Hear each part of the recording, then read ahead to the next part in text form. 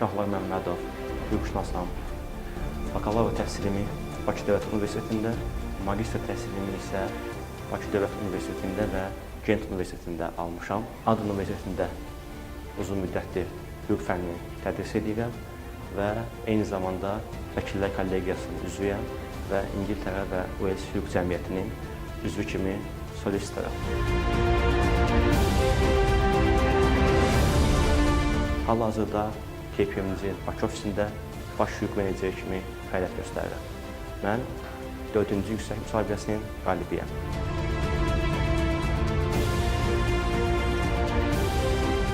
Gənclərə tövsiyəm hər zaman daimi inkişaf etmək və qarşılaşdıqları çətinliklərdən və problemlərdən hər zaman öyrənmək.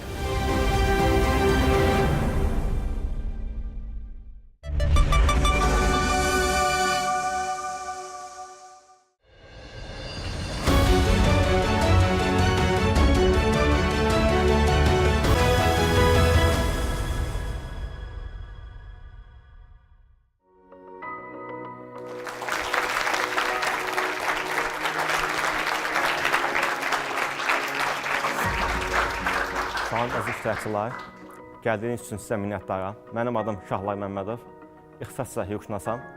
4-cü yüksəliş müsabiqəsinin qaliblərindən biriyəm və hal-hazırda KPMG şirkətində işləyirəm, baş hüquq meneceriyəm. Mövzumuz sırf mənlə bağlıdır, karyerada yüksəliş. Siz bununla bağlı artıq kifayət qədər özünüz fikirlərinizi bildirdiniz ki, nələr lazımdır o rəhbər şəxs üçün, emosional intellekt, liderlik və kommunikasiya. Və mütəxəssisdən lider roluna keçiddə ən çətin məsələdən biri odur ki, texniki işdən imtina eləmək istəmir insanlar bəzən. Niyə imtina eləmək istəmir? Çünki burada siz ən yaxşısınız və yaxşılardan birisiniz. Və sizin uzun illər ərzində bu işlə məşğulsunuz. Siz liderlə keçəndə bu işləri ötürməyə başlamalısınız. Və artıq siz daha yuxarı səviyyədən, daha böyük pəncərədən baxmaq öyrənməlisiniz.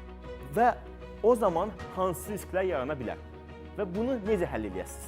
Mən deyərdim ki, burada kollektivdə bir-birini tanıyırsa əməkdar, hansı ki o irəliyə gedir, demək onun bilik bacarığına güvənir və fikirləşir ki, o ona mane ola biləcək. Bu yüzden o həmişə ona mane olmağa çalışır. Amma bu həmişə öz bilik və bacarığına görə, irəlidə olduğuna görə onunla razılaşmaya bilir və bu qorxur ki, həmişə ona mane olacaq. Mənim fikrimcə lider olmaq bilikli olmalıdır, təcrübəli olmalıdır, idarə etmə qabiliyyəti güclü olmalıdır və emosional, belə deyim, intellekt daha güclü olmalıdır. Amma texniki sahədən ayrılması bəlkə içində bir özgüvən olmalıdır ki, bunu özündə görsün. Hər bir şəxsdə bəzən özündə görmür, bəzən kənar şəxslər onu özündə görür, amma o onu özündə hiss etmir. Və bu zaman onun lider olması zamanı bəzən o risklərdən biri ola bilər ki, bu gün əgər həmin sahədə bir əməkdaşı ilə, bir dostu ilə yaxın əlaqəsi varsa, onun səhər ora keçidi zamanı digər dostlarının, digər işçi heyətinin onun artıq mənfi düşüncələr ki, bəli, bu gün bununla artıq bir həmkarı idi, sabah liderliyə keçdiyi zaman o da özünün yanına onu aparacaq. Amma heç də elə görsəmir, lider bir şəxs artıq lider keçdikdən sonra hər kəsə bərabər tərəfli baxmalıdır və bərabər tərəfli onların hüquqlarını qorumalıdır. Çox sağ olun, bizim vaxtımız çox azdır. Ona görə də mən ənənəyə uyğun olaraq kiçik hədiyyələr var. Onları sizdən bölüşmək istəyərdim. Siz zəhmət olmasa, bəli.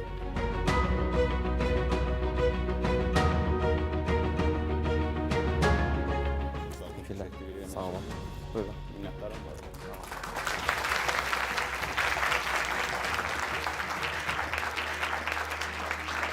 Bəli, siz zəhmət olmasa gəlin.